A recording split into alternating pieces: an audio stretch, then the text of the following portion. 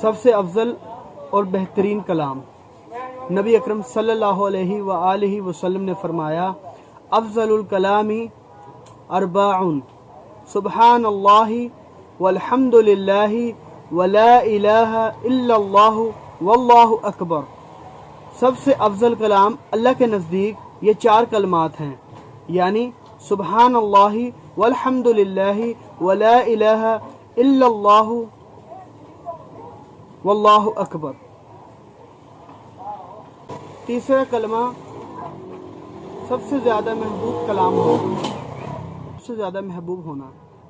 نبی اکرم صلی اللہ علیہ وآلہ وسلم نے فرمایا، احب الکلام الی اللہ، کہ اللہ تعالیٰ کو جو کلام بہت زیادہ پسند ہے، اربع یعنی 4 ہیں وہ، سبحان اللہ والحمد للہ